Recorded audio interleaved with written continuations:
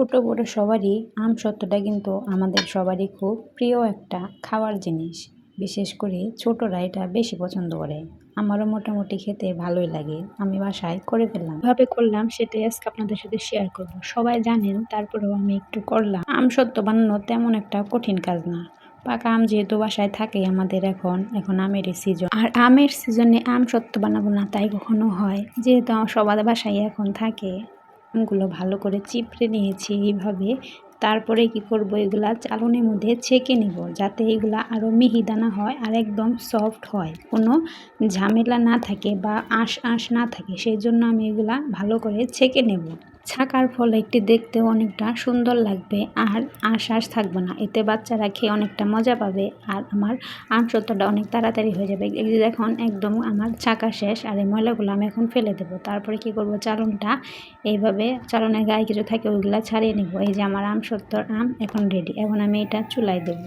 চুলার পাতিলে একটা গরম করে ওর মধ্যে আমি ঢেলে দেবো। তিলটা আমি আগে থেকে চুলায় বসায় রাখছিলাম, এখন শুধু ফাঁকে ফাঁকে একটু নেড়ে দেবো। এর মধ্যে আমি কিচ্ছু অ্যাড করিনি, একটু চিনিও দেয়নি, লবণও দেয়নি, কারণ আমগুলো এতই মিষ্টি। আর হিমসাগরের আম আপনারা তো সবাই জানেন কেমন মিষ্টি হয়।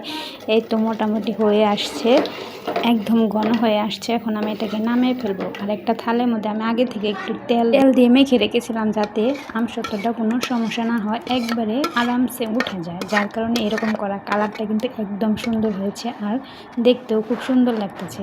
আমার মেয়ে তো ভীষণ পছন্দ, কখন হবে। সব বাচ্চারা এরকম ঘরে বানানো আমসত্ত্ব তারা খুবই পছন্দ করে। আমারও ভীষণ ভালো লাগে ঘরে বানানো আমসত্ত্বগুলো। আপনারাও এরকমভাবে ট্রাই করে দেখতে পারেন। আমি ঘরেই রেখেছিলাম ফ্যানের বাতাসে, যার কারণে আমি এতটা অল্প করে জাল দিয়েছি। ফ্যানের বাতাসে রাখার কারণে সুন্দর হয়েছে। এই যে দেখুন, একদম আমার মেয়ে তো আগেই খেয়ে ফেলছে, যার কারণে আমি ভিডিওটা করতে পারিনি। একদম স্বাদ, আর এদের স্বাদটা একদম অন্যরকম। হাতে বানানো আমসত্ত্ব বলতে সত্যি অসাধারণ। আমার মেয়ে তো ভীষণ খুশি, আমাকে না বলেই খাওয়া শুরু করে দিয়েছিল। তারপরেও আমি একটু ছিল ওইটুকু ভিডিও করে আপনাদের দেখিয়ে নিলাম। আর আপনারা ট্রাই করতে পারেন। দেখেন, নরমই আছে ও, তারপরেও খেয়ে ফেলছে। তাহলে বুঝুন কী পরিমাণ স্বাদ।